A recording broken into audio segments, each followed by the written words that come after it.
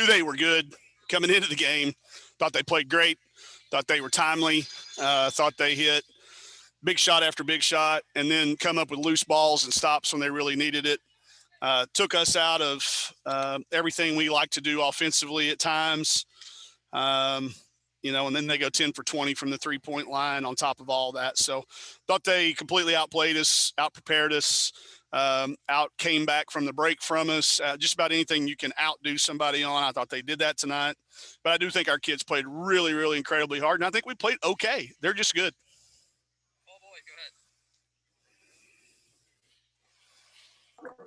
Coach, just start with the defense.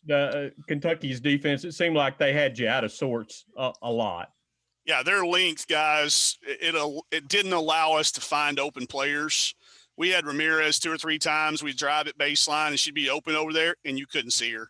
I mean, we were all yelling at the bench because we could see her just fine. But guess what? We weren't the one with the ball being trapped by 3 kids with good length. And, that was their game plan, I think, was to make sure we didn't get to the foul line a whole bunch, because that's the 2 things. If we get to the foul line and make threes, that's when we're really tough to guard. But they took that away from us initially, got us taking a couple of probably not as good as shots as we normally take.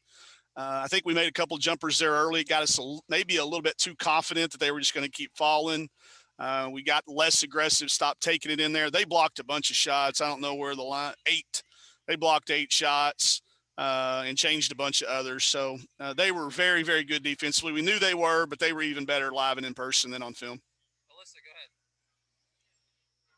Yeah, Coach, you mentioned shot selection. I know there was one time Amber took a shot and you cut to you and you're like, you have time. Do you feel like they were just maybe a little rushed tonight?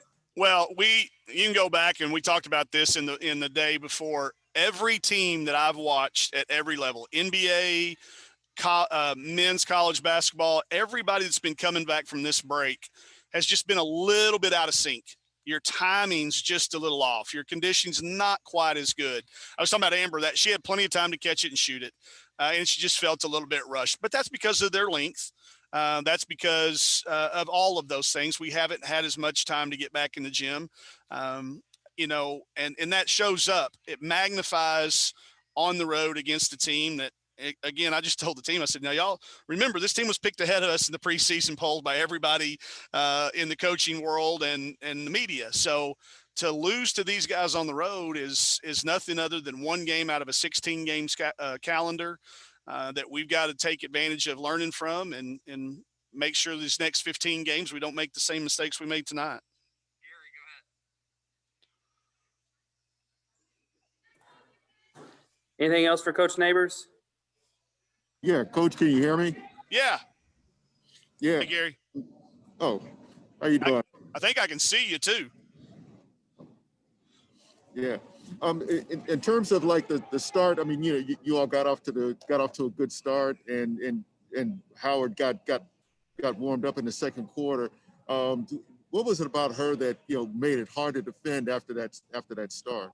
2 things. One, she's one of the best players in America, if not the best. So I think she got settled in. The second thing that did happen is Michaela Daniels got her second foul. For 2 years in a row, Michaela's done a really good job guarding her. And when Matt got her second foul, that forced us to have to make some defensive switches, and it really got her going. Then she starts when she makes a couple of easy ones, then she makes everything. And I thought she dominated the third quarter and at times the second quarter, and at times the entire second half. She's, I've said since she's been here, I think she's one of the best players in the entire country. She beat us with a jump shot as a freshman at the buzzer, and she's only continued to improve. And it's good for our league to have her in it, but man, it's a nightmare when they're your opponent that night.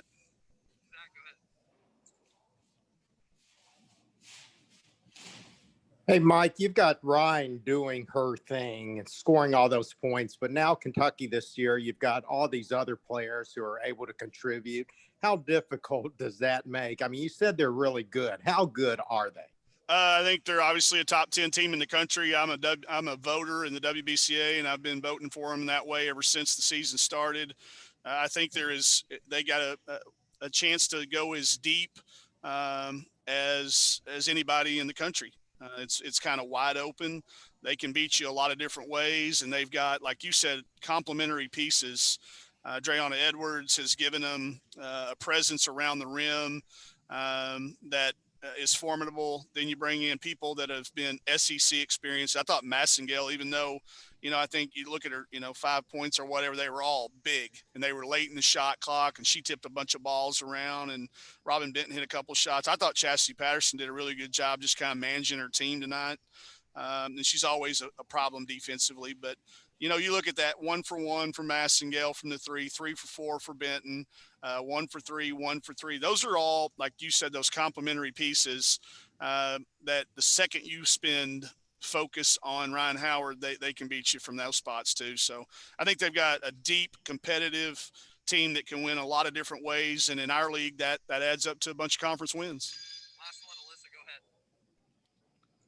Yeah, Coach, taking and learning as you move on to Missouri on Sunday, maybe what's the big focus as you head into that game? Well, they are equally as good a shooting team.